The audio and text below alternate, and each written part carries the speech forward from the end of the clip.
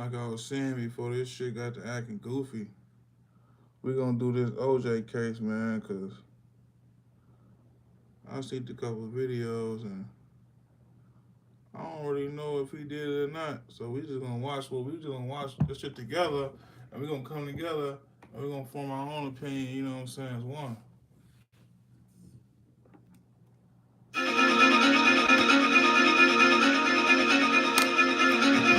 hat, a glove, a trail of blood. Investigators believed they led to a killer. The prosecution thought it had an airtight case. Hard evidence, bolstered by rigid science. The defense argued the evidence was tainted and the science was shoddy.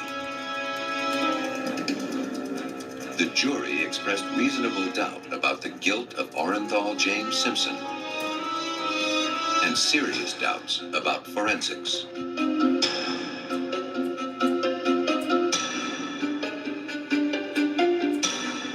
In courts of law and the halls of science, it was the trial of the century.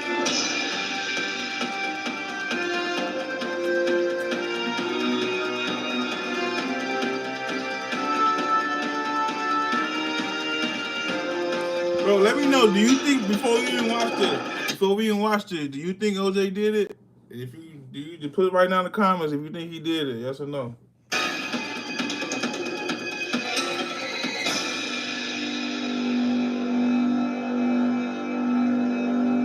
And like this video too. Los Angeles, California. A town famous for sunshine, celebrities, and scandal. But even by LA standards, the events of June 1994 were electrifying. In an affluent suburb, 2 people were found brutally murdered. The prime suspect was a football star turned film actor. All eyes focused on the Los Angeles County Courthouse as the trial unfolded like a Hollywood movie.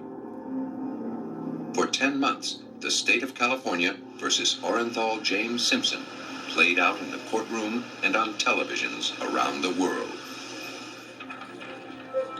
On October 3rd, 1995, the world held its breath as the jury rendered its decision. It took just under 3 hours to reach its verdict. We, the jury, in the above entitled action, find the defendant, Orenthal James Simpson, not guilty of the crime of murder in violation of Penal Code Section 187A, a felony upon Nicole Brown Simpson. The verdict was a shock to the Los Angeles County District Attorneys who tried the case and to the families of the victims. But for the defense, it was confirmation that the quality of the evidence must be weighed before depriving a person of his freedom. From the start, Simpson was also being tried in the court of public opinion. Though many applauded the verdict, others were stunned. Homicide Detective Tom Lang of the Los Angeles Police Department was one of the men in charge of overseeing the evidence collection at the crime scene. There are people on death row. Death row. There are people that have indeed been put to death on much, much less evidence. On a tenth of that evidence. Defense attorney Barry Scheck was a member. He's saying there's people that have been put to death on less evidence they had on OJ. Is that good? That's not good then. But we don't know how much evidence they had on OJ, so we got to figure that out. Member of Simpson's dream team and one of the most vocal critics of how the evidence against O.J. Simpson was collected and processed. The way that crime scene was handled by the criminalists from the Los Angeles Police Department, by the people in the crime lab when they did the initial DNA testing, and by the medical examiner's office was shameful. Soon after the trial began, it became clear that more than Simpson was on trial. Forensic science would also have its day in court. Could the evidence and the methods under which it was collected withstand the defense team's harsh scrutiny. There were no eyewitnesses to the murders of Nicole Brown Simpson and her friend Ronald Goldman.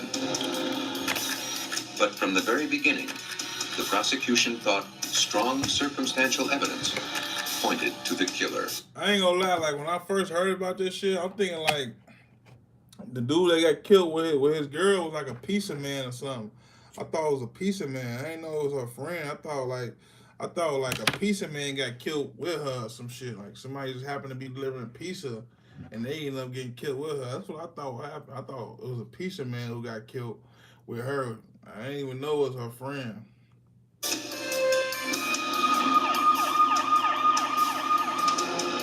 In the Brentwood section of Los Angeles, in the early morning of June 13, 1994, a dog led some neighbors to the front walk of Nicole Brown Simpson's condominium. There lay the mutilated bodies of Nicole Brown and Ronald Goldman. Their killer, or killers, had slit their throats. That's what I'm saying too. Like, so they found outside going near her house or whatever. How could one man come back and come up and slit both of their throats? Like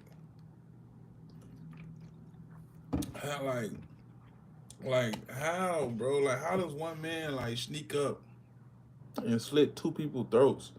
Like, he not no trained assassin, nothing. He ain't do shit but play football and act. So how he come up, like, they outside they door, outside her front door, outside, like, no screaming, no nothing, nobody heard none of that. Like, well, we don't know yet, so we gotta see. Bloody shoe prints and drops of blood to the left of them led away from the murder scene toward a back alley. Police believed the prints belonged to someone who'd been bleeding from the left hand as he quit the scene. Also found near the bodies were a blood-soaked glove and a pullover cap. The killer had apparently left them behind. After the crime scene had been secured, the officers called the homicide. If he left all that behind, wouldn't it be DNA and that stuff for them to be able to see who wore that glove and who blood that is? Division. Detective Lang received a call at 3 a.m. on the 13th to take charge of the investigation. He arrived at the scene around 4:25 a.m. The first impression was that it was an overkill, probably some type of rage killing, that there was one killer. The ground was littered with potential clues. A leather glove, a ski cap, Ronald Goldman's pager, and his car keys, a dog's footprints in the blood, and one set of size 12 shoe prints leading away from the bodies. Detectives had to determine which were important. They started with the blood. Along with the heel-to-toe stride analysis of the bloody shoe prints told us that the source was in fact walking. Not what you would expect after committing a brutal double murder.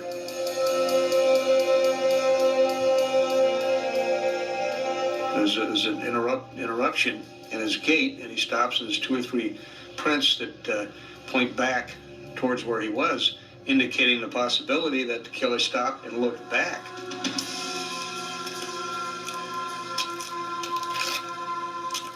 Now, when he did that, was he looking, say, hey, I lost my cap, I lost my glove, should I go back and get them? No, I better get out of here, it's very dark down there.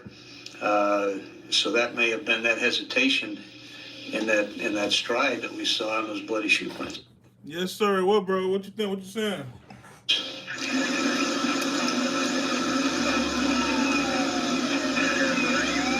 At the request of his superior, Lang left the crime scene to notify the victim's estranged husband, former football star and broadcaster O.J. Simpson, that his ex-wife had been killed.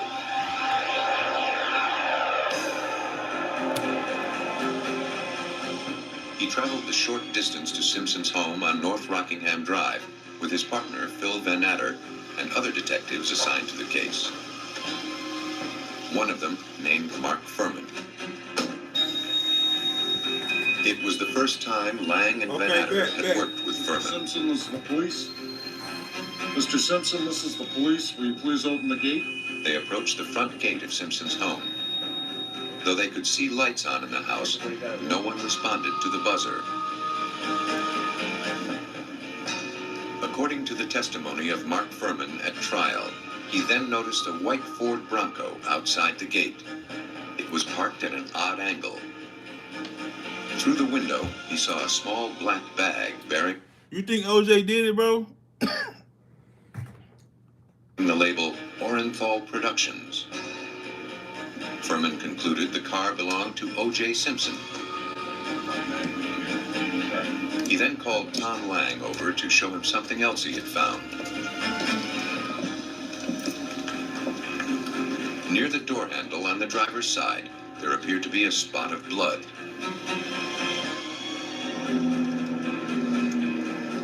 Lang testified that the detectives feared Simpson was injured and decided to enter Simpson's property to investigate, even though they didn't have a warrant. Furman climbed over the 5-foot wall and let the other detectives in. They thought they were going to see, look. You say you're not sure? Yeah, I ain't sure either. Yeah, they just climbed over his gate and went in his crib without even knowing, without you know what I'm saying, a warrant or nothing. Because they seen a speck of blood on his car. So they probably thought they were going to catch him in the act, cleaning himself up or something. You know what I'm saying? Well, we going to see.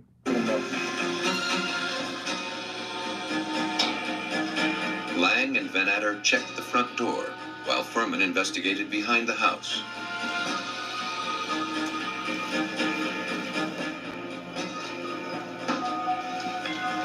It didn't appear as if anyone was home.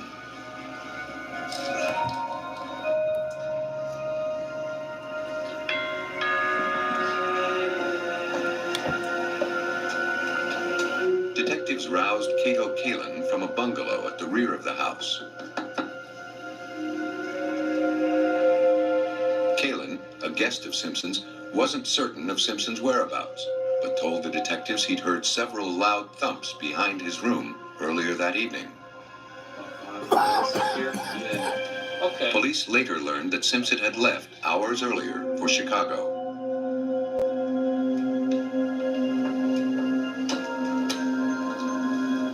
While the other detectives continued their search, Furman, alone, went to investigate the cause of the strange noises Kalin reported.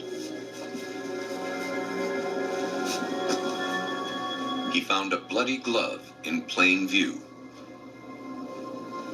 It appeared to match the blood-soaked glove found at the murder scene. Furman brought Van Natter to show him his discovery. Simpson's Rockingham estate was declared the second crime scene of the night. O.J. Simpson was now a prime suspect. What was something? He was not a suspect initially when we went on the property. But once the glove had been found, he most definitely became a suspect.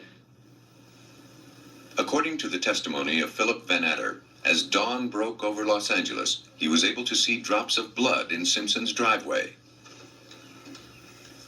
They led from the Bronco to Simpson's house. Later, Van Natter found drops of blood in the entrance hall. As he looked into the Bronco, he saw still more traces of blood on the console and seat. Van Natter ordered the car seized, and by 10:45 obtained a warrant to search the house for additional evidence. Meanwhile, Simpson returned from Chicago. Police had notified him by phone of his ex-wife's murder. He agreed to be interviewed by detectives Lang and Van Natter without the presence of his lawyer. Sliced orange wrong way. The detectives noticed a deep cut on a finger of his left hand. That was my fault. I was just trying to... Van Natter asked Simpson repeatedly about the injury. His responses seemed inconsistent and contradictory. First, he said he cut his finger in Chicago on a broken glass. Then he changed his story and said he may have cut it in L.A. and reopened it in Chicago. Mike, I said I was just really... To Lang and Van Atter, Simpson's explanation seemed evasive. I was just so much in a hurry trying to get to the airport. Are they left-handed, Mr. Simpson? They began to investigate his whereabouts on the night of the murders. You were cutting the orange then with a knife in your right hand? Police located the limousine driver who took Simpson to Los Angeles International Airport for his flight to Chicago. He had arrived at Simpson's estate ahead of schedule at 10:25 p.m. Mr. Simpson? He testified he didn't see the Bronco and received no answer when he pressed the buzzer at the gate. He then drove around the block and returned shortly before 11 p.m. The driver said at that time he noticed the Bronco parked on the street and saw an African-American male walking hurriedly up the driveway into the house.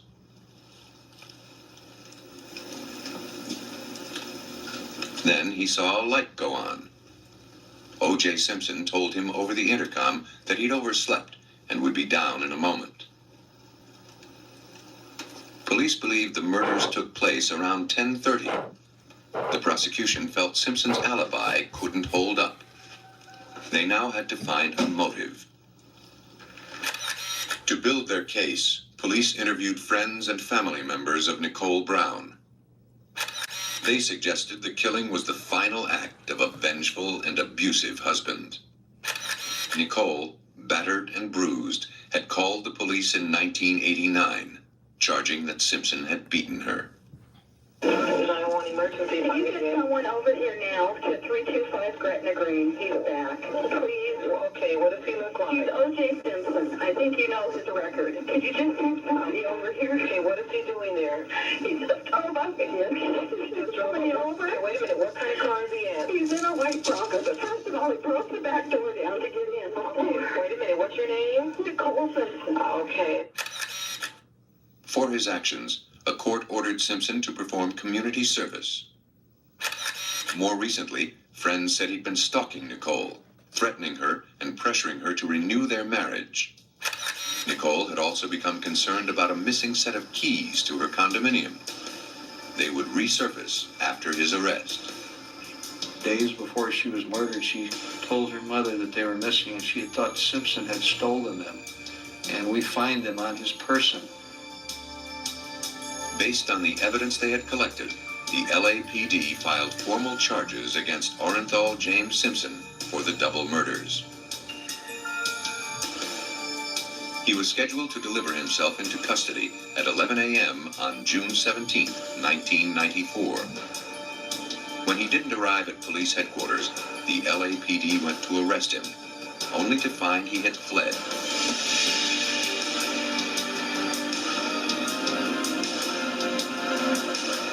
As they began an extensive search, a television news helicopter began broadcasting images of Simpson and his friend A.C. Cowlings driving along the freeways of Los Angeles in a white Ford Bronco.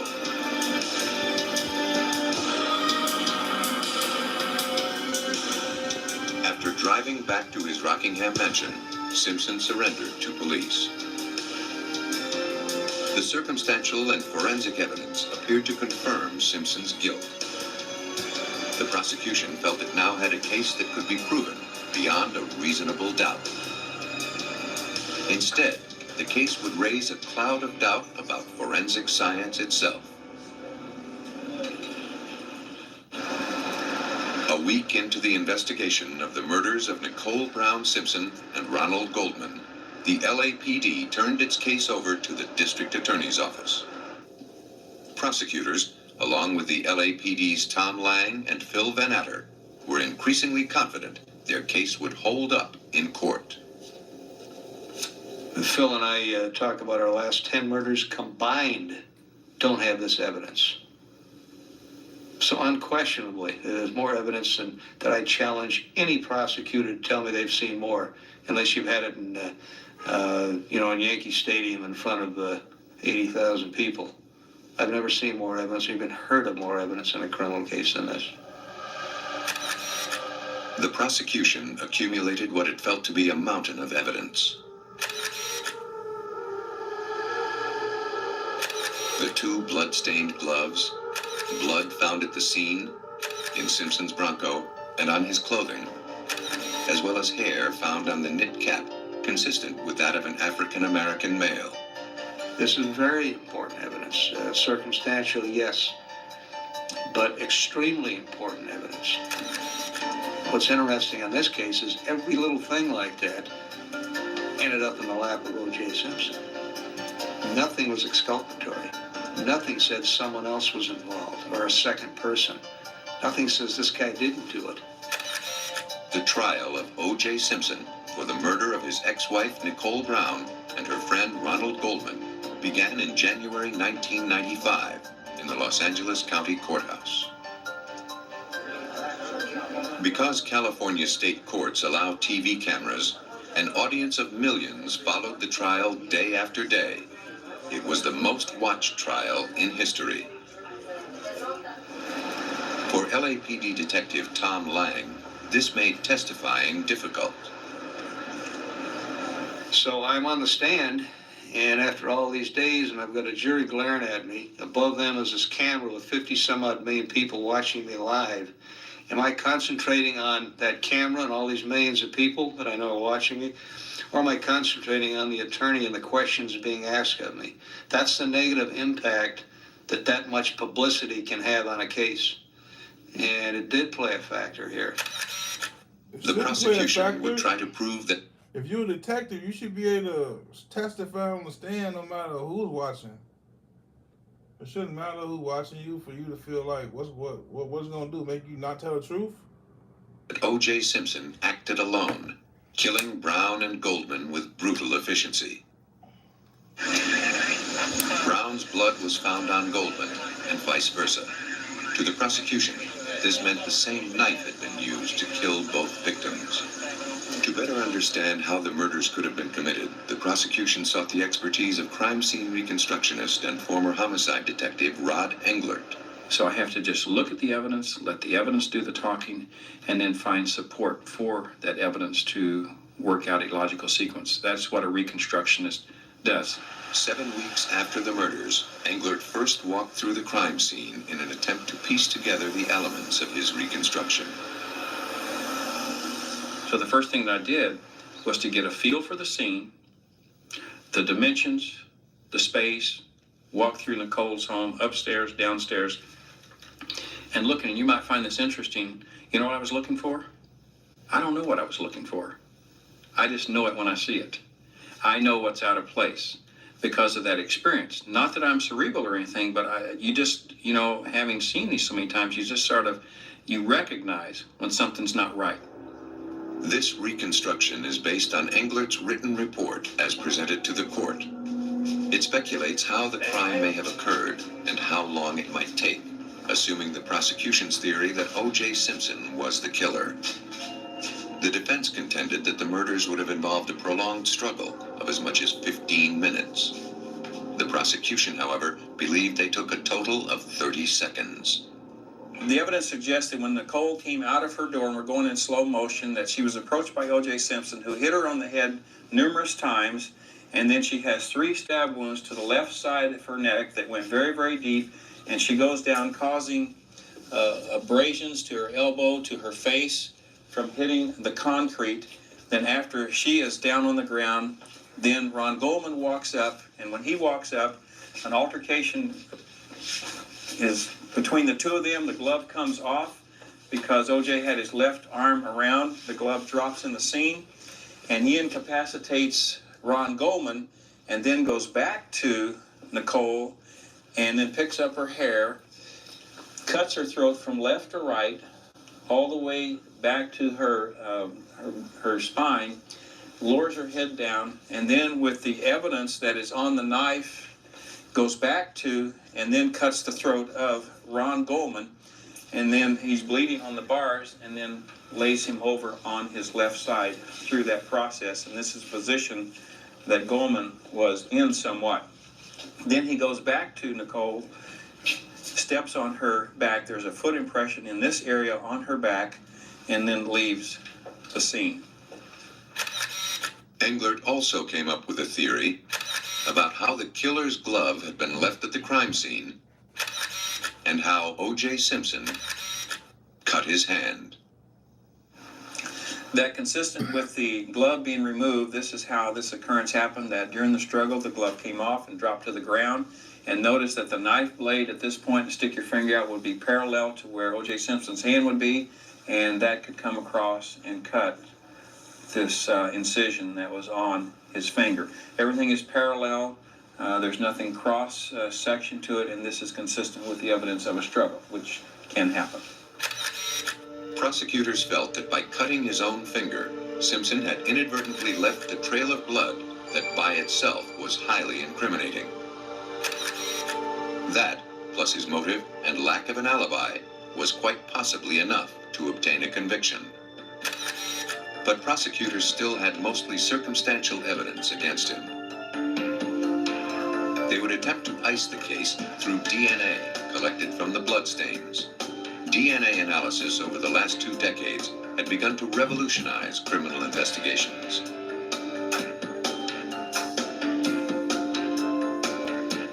Until recently, blood evidence had limited use in helping identify criminals. By examining what are called the antigens in blood, scientists could determine its type, A, O, B, or AB, but could not trace a blood sample to any one individual. Beginning in the 1980s, science promised to make blood evidence much more significant by examining its DNA. Found in every cell of our bodies, DNA contains the coded instructions of our being. The color of our eyes, our height and hair color, the size of our brain, and so on. Since no 2 humans are alike, except identical twins, it follows that no 2 people have the same set of DNA instructions. By breaking the code, scientists have been able to identify the patterns or markers that distinguish one person's DNA from another's. 2 tests are used to isolate and identify human DNA.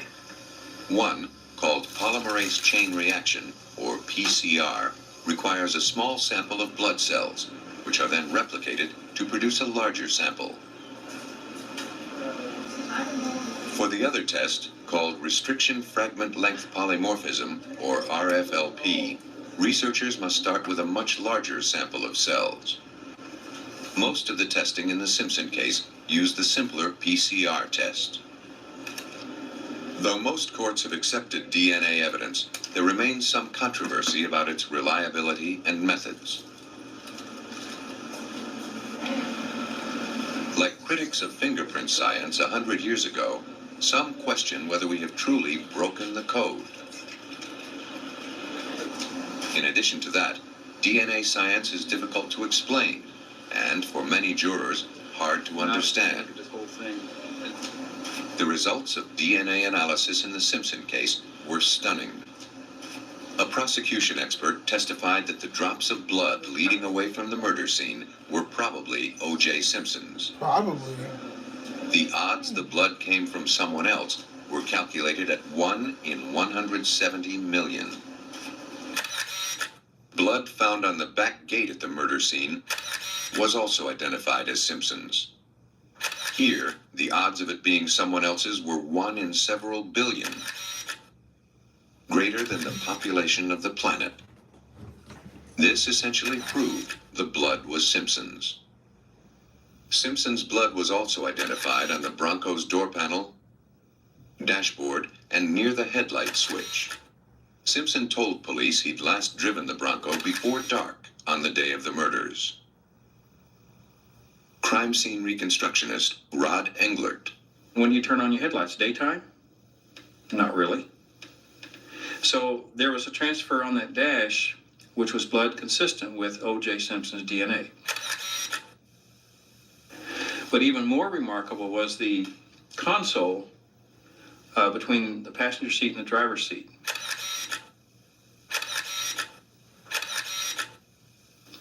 And it had numerous transfer patterns. One was a hand pattern on the back far side of the console, on the console between the passenger seat and the console, which you can see distinctive finger marks, a transfer. And then there's another swipe. These transfers belong to, and it was blood consistent with, the DNA of Ron Goldman and Nicole Simpson. But for the defense, forensic blood spatter expert Herbert McDonald testified that he was leery of the blood found in the Bronco because it was so minute. I don't see how anyone could have been in a struggle with Ron Goldman, or for that matter, Nicole Brown, where the blood was all over the area and not got much more blood on them than was reportedly on Mr. Simpson or in his Bronco. The Bronco, in my estimation, had less than 1 drop total in that whole vehicle. Regardless of the blood in the Bronco, prosecution DNA tests had identified the ample blood from both murder victims on the glove found behind Cato Kalin's bungalow. The forensic evidence gathered by the police and prosecution pointed a bloody finger at O.J. Simpson. The defense would point its finger at the police. The defense in the Simpson case would focus its attack on a chain of events beginning in the wee hours of June 13, 1994. Defense attorney Barry Scheck contended that what happened, and what didn't happen, in the 24 hours following the murders was enough to cast doubt on the prosecution's case. There was a lack of coordinated effort between the criminalists, the detectives, and the medical examiners. And you want to make sure that you keep everybody out of that crime scene until you have looked at it carefully, looking for the unexpected, making sure that you have seen absolutely everything before you allow all kinds of brass and supervisors to walk in and out, and begin to destroy the scene. The defense set out to prove that evidence gathering went from bad to worse.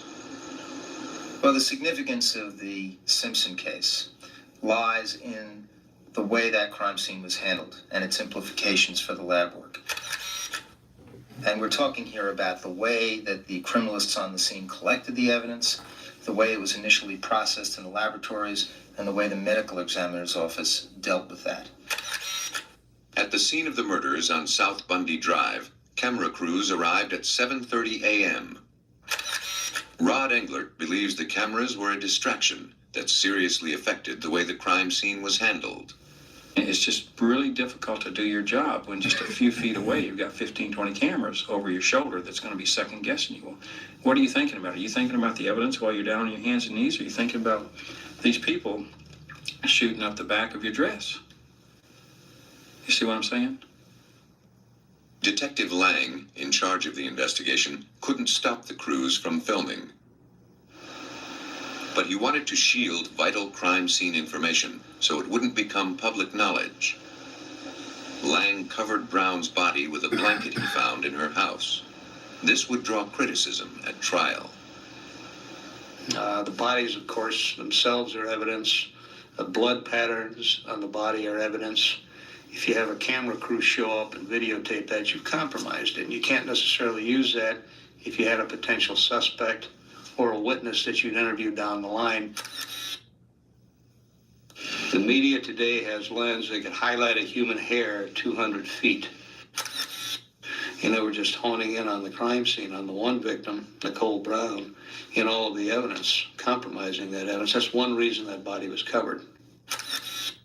They took a blanket and they put it over the bodies, and they brought hairs and fibers all across that scene, when obviously some of the key pieces of evidence in the case might come down to hairs and fibers. Where did they come from? Only one of the bodies had been covered, and Lang felt his reason was valid. Did we contaminate it? There's always that possibility. But in this case, it was exactly the right thing to do because there was no contamination. There were no foreign hairs, fibers, or debris found on Nicole Brown or her clothing. It was a tightly knit, clean hospital blanket that was used. The cameras, meanwhile, became a useful tool for the defense. We were able to get some of the videotape of the cameras looking in as the officers were processing the crime scene, and able to demonstrate that they weren't changing their gloves, that they were commingling some of the evidence, that people were walking in and out of the crime scene at times when they probably shouldn't have been. The defense began a theme it would stress throughout the trial, that the blood evidence in the case had been contaminated. When blood is shed, bacteria immediately begins to break it down, along with its DNA.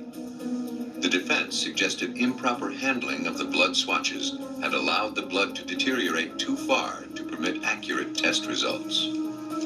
Chief criminalist Dennis Fung had relied primarily on swabbing the blood at the murder scene and transferring it to cotton swatches.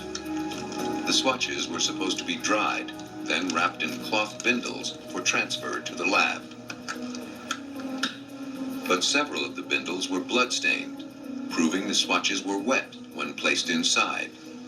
That could encourage bacterial contamination.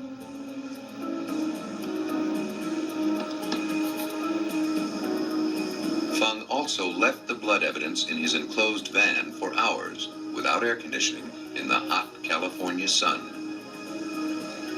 And the last thing in the world one should do is put it into a plastic bag and stick it onto a truck, a crime scene truck, and let it bake for 7 hours, because you're going to degrade the DNA there. That's a terrible mistake from the point of view of a criminalist, isn't it?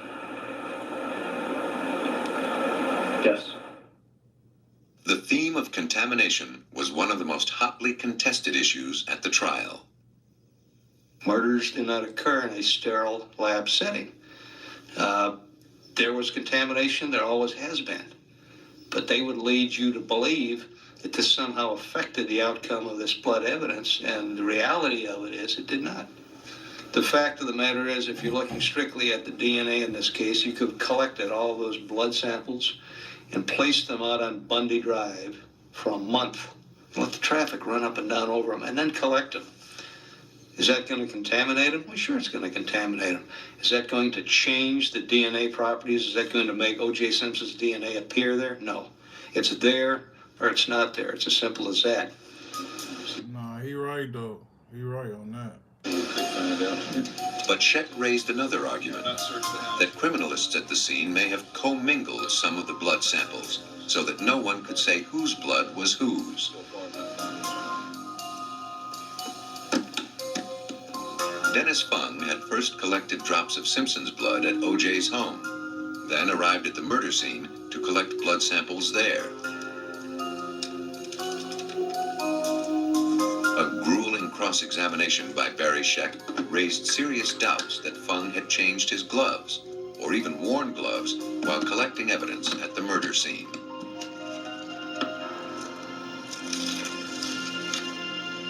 And there were some moments during the trial where, I guess the moment that everybody remembers most is that Mr. Fung was picking up that envelope from the scene, and he was claiming that he, of course, did that with his gloves on.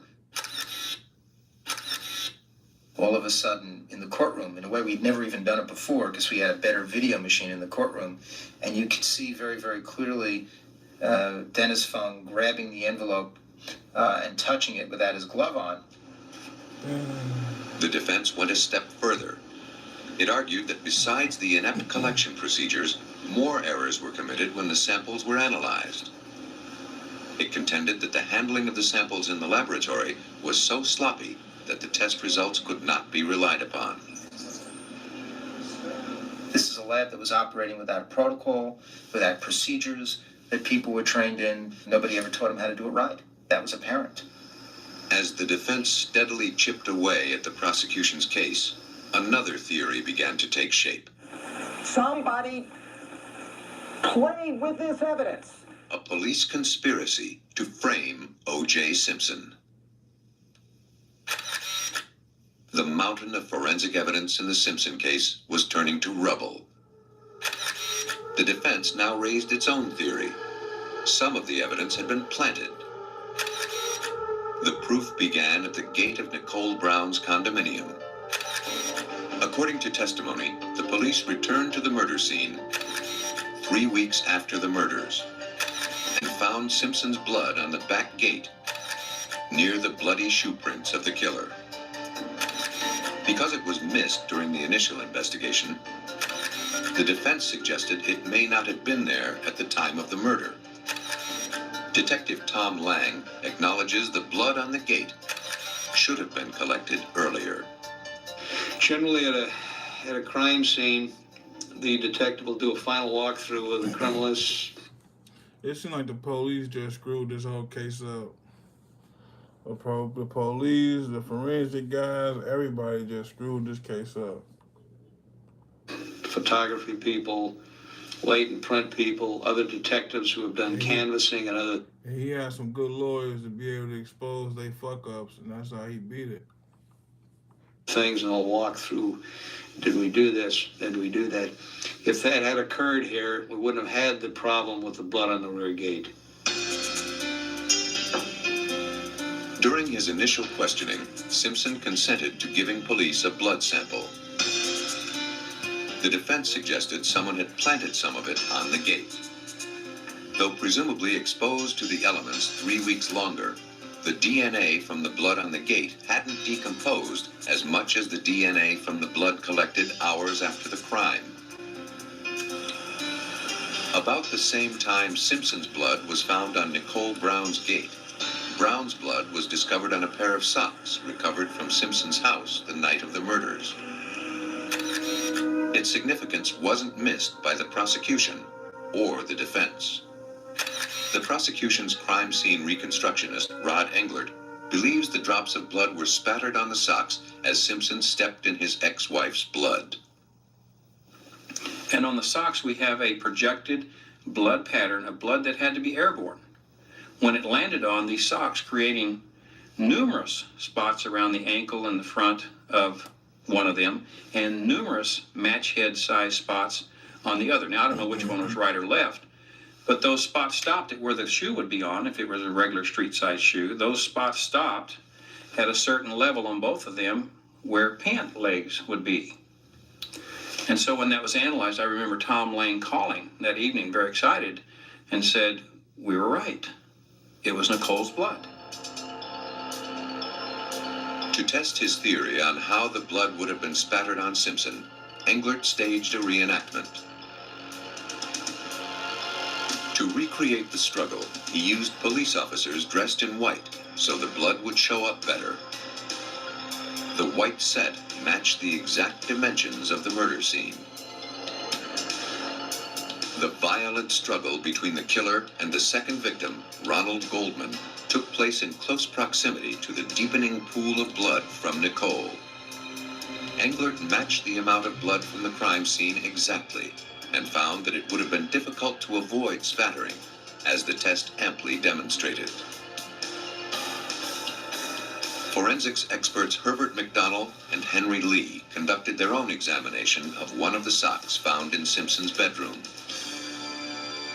The ankle stain was very large. It was not spattered. Both men claimed the blood had not been spattered at all. It was not projected there. It was not dripped there. It was not cast off and landed there by flying through the air. It was transferred from contact by something that had blood on it. Because the blood on the socks was not found between the fibers, McDonald concluded it had been wiped across the sock. The margin around the center of that stain shows blood on the surface of the fibers only. It does not show blood permeating between the fibers. Therefore, we know it's transferred. McDonald also found evidence that Simpson's foot was not in the sock when the blood transfer took place. McDonald uses a shirt sleeve to demonstrate how he thinks the blood was applied to the sock. He places a single drop of blood on top of the cloth, which he calls surface 1. He rubs the blood in, and it soaks onto the back, or surface 2. The blood is then transferred to surface 3, but does not soak through to surface 4. Visible because you're looking at a light. McDonnell and Lee found that blood had seeped through from sides 1 and 2 of Simpson's sock onto side 3, which would have been impossible if Simpson's foot had been inside the sock between surface 2 and surface 3. Damn.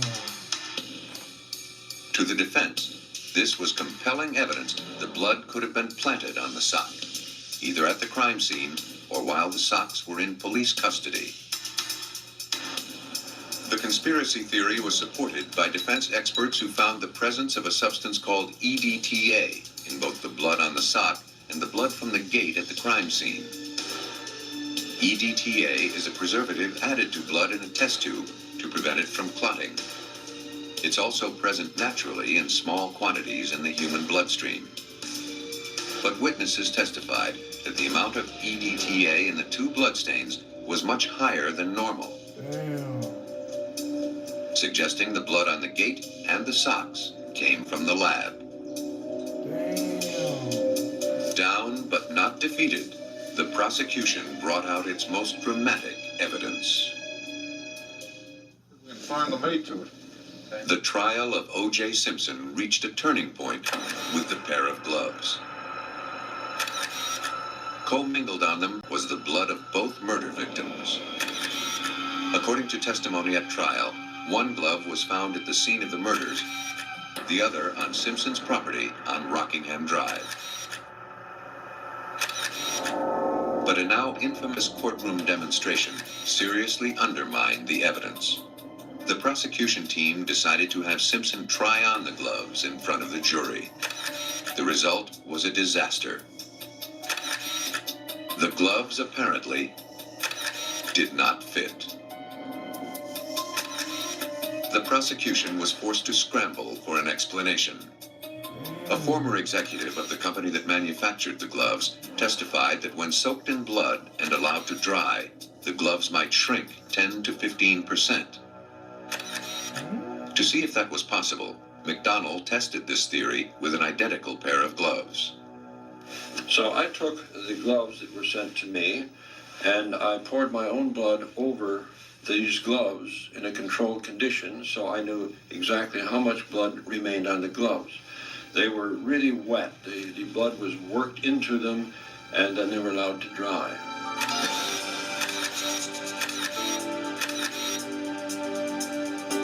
Prior to the experiment, McDonnell photocopied the glove to document its size. After the bloody glove dried, he again photocopied it for comparison. It had shrunk less than 1%. Right. Next, he wanted to find out how small the glove would become if it really did shrink as much as the manufacturer claimed. He used the photocopier to reduce the glove to 10 and 15% of its original size. Then he compared the reductions to the original photocopy. The change was enormous. At 15%, the gloves would have shrunk over 1.5 inches. In McDonnell's opinion, the change was too drastic. Right. Since it seemed unlikely that the gloves belonged to Simpson, the defense had an opening to expand its theory of a police conspiracy. It had already suggested that someone had planted blood on the back gate at the murder scene and on the socks from Simpson's bedroom. Now it put forward the theory that the glove found on Simpson's property had also been deliberately planted. Mark Furman had been alone when he found the glove at Simpson's house. He'd also been among the first detectives to arrive at Brown's condominium, where the first glove had been found.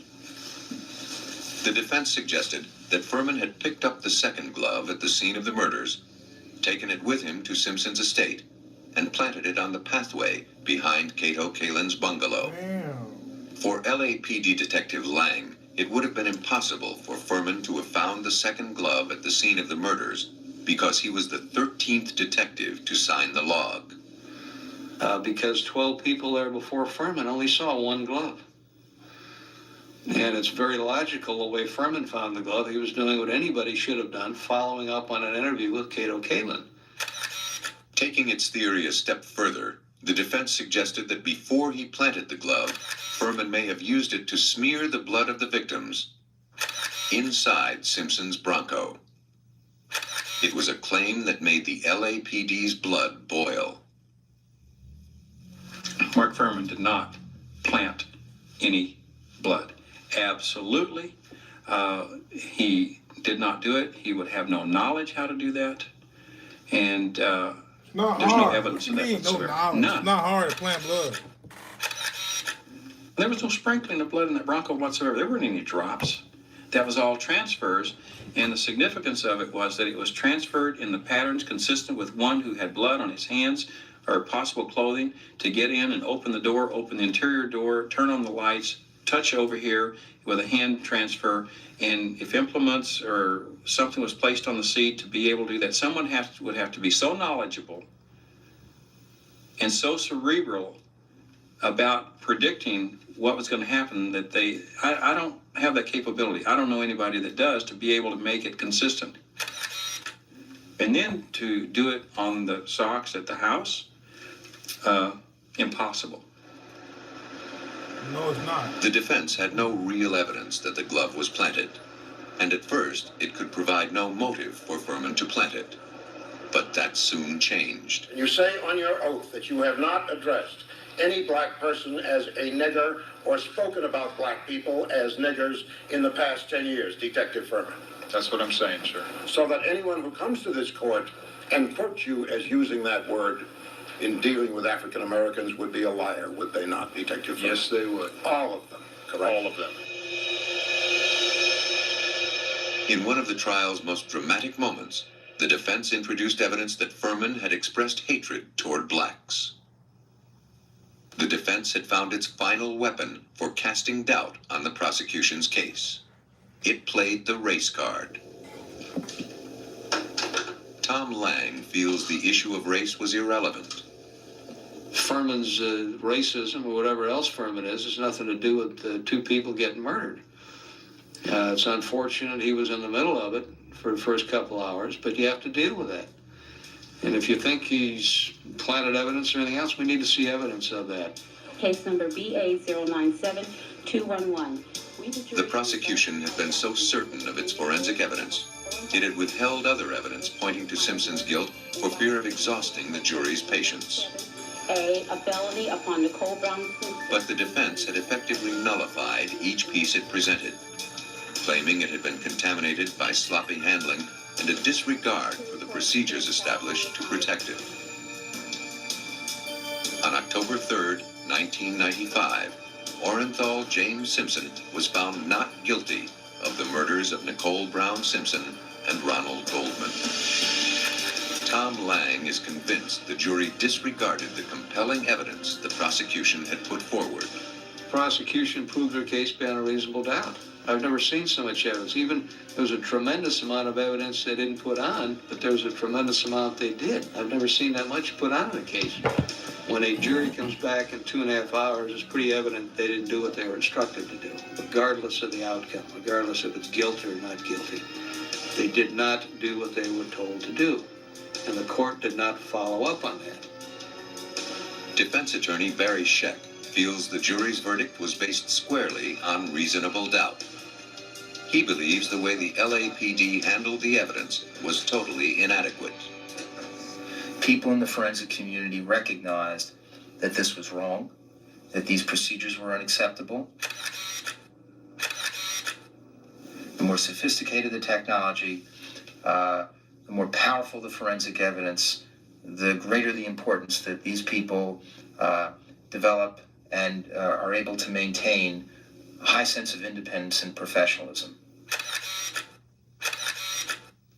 That kind of laboratory is the kind of crime scene people that are our best protection for convicting the truly guilty and exonerating the truly innocent. After Simpson's acquittal, lawyers representing the victims' families in a civil suit would learn from the mistakes of the criminal trial. They would bring in circumstantial evidence not presented earlier, such as the fact that Simpson owned a pair of the expensive Bruno Magli shoes, like those that left their imprint at the scene of the crime. The prosecution only had to convince a majority of the jurors beyond a 50% certainty that Simpson was guilty. The prosecution was successful, and O.J. Simpson was found liable for the deaths of Ronald Goldman and Nicole Brown. He was required to pay $33.5 million to the victims' families. During the criminal trial, the prosecution had what it believed to be irrefutable evidence. It was wrong. Careless handling and collection techniques robbed the evidence of its power. It served only to raise doubt. The aftermath of the Simpson trial resonated throughout the halls of science. Man, so he was found not guilty in the criminal court, but he still had to pay the families of the victims $33 million. I'm trying to figure out how the fuck is that? How does that work? How do you get found not guilty, and then you still gotta pay? You still gotta pay for the crime like you did it. That's kind of crazy, man. But like, subscribe, do all that YouTube shit.